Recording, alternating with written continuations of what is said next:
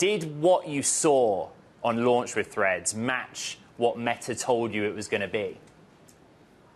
Absolutely, Ed. I mean, it's just been, I think, exceeding everyone's expectations for it to launch and for literally the onboarding to be less than 4 seconds. Because if you have an Instagram account, you effectively just port over all that information and data, and now you're able to kind of bring that over. It's just been wildly successful, I think, beyond everyone's expectations.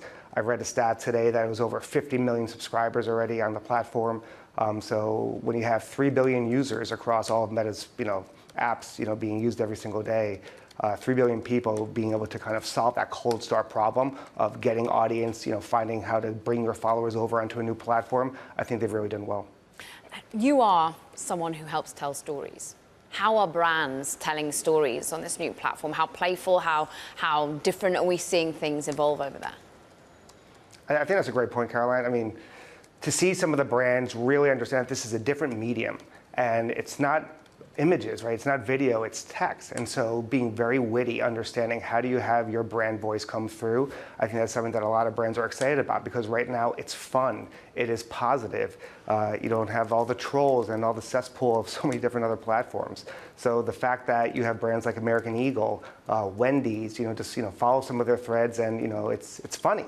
And I feel like that's kind of this gone by era of the early days of social, where people were really excited to kind of open up the app and see what people were saying, what brands were saying, and of course what creators are going to be saying, including celebrities. Stephen, just an update for you and our Bloomberg Technology audience. When you were racing over to our LA studio, Mark Zuckerberg updated that it's 70 million now onboarded onto Threads. So there you go. But it's interesting. I think he said something actually in the thread talking about he wasn't really thinking about monetization until they hit 1 billion subscribers. And so obviously this is one of the fastest app launches in history.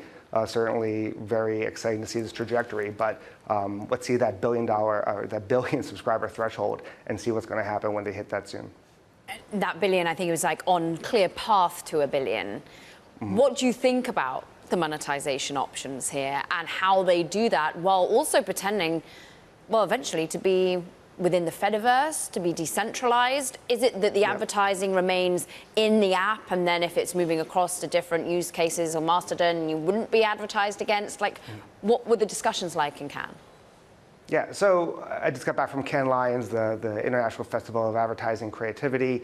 Alvin Bowles, who's Meta's new global VP of their global business group. Alvin is now kind of overseeing what brands are going to be doing on their platform across all the different apps, from obviously Instagram, WhatsApp, Facebook Blue. But the reality is this was something that was really being, I think, on everyone's lips, trying to understand how are we going to really integrate, how we're going to use this, and certainly when can we actually buy ads across, the threads, kind of engagement and users and targeting advertising. I think all that is going to be in a wait and see, because again, I think they want to really build the engagement, build the audience. And when you think about celebrities, certainly I work with Eugenio Derbez. He's the biggest Latino actor in the world. He is a comedian. So, he's excited about getting onto Threads to kind of talk about ways to engage his audience in, certainly lots of different languages. So when you see brands really trying to figure out when can we engage, I think there's going to be a little bit of a wait and see from Meta, because they really want to make sure that it's a safe place, that they want the positivity and the fun. So how do you now think about Twitter? And what was the talk about Twitter at Cannes Lion? Is this a kind of eat Twitter's lunch scenario to your mind? So it's at a little bit of an inflection point. I know lots of people like to dunk on Twitter. And again, Linda's been there for, 11 seconds, right? So certainly she is going to have her work cut out for her.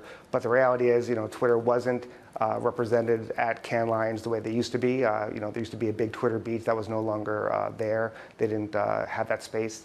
But obviously, they're focused on a really big vision and a big plan around X. And so I would say don't count them out. They obviously are trying to do something different. They want to take it in a different direction. Elon obviously is thinking about taking this into that super app of X. So I feel that Linda is really smart, and obviously she is in active dialogue with so many different brands and advertisers. And when you see, kind of what folks are doing, whether it's, Marissa Thalberg over at SeaWorld, or you're looking at JP Morgan Chase and, Carla Hassan, or, all these different companies that are trying to figure out where am I going to engage, how am I going to find audience, and how do I really get my message out there? I feel like these are the different ways that brands are going to be looking to engage. You know Linda Yaccarino. You have history in that relationship, but will you put money to play it in the Twitter platform? Right now, as Tripas, certainly we will, because we actually have some films launching this fall. We actually have a film that won Sundance called Radical that's going to be coming out in October. So absolutely, I mean, we want to be where the audience is, and to this day, Twitter still has a very active, engaged audience base. Obviously, there's concerns around kind of privacy or the rhetoric or whatever it is, but there's still a very active audience. And when you see Eugenio with one of the largest kind of social footprints, he has over 80 million followers across all social. Twitter is obviously a platform that we're still involved with, but we're still going to be looking for other platforms.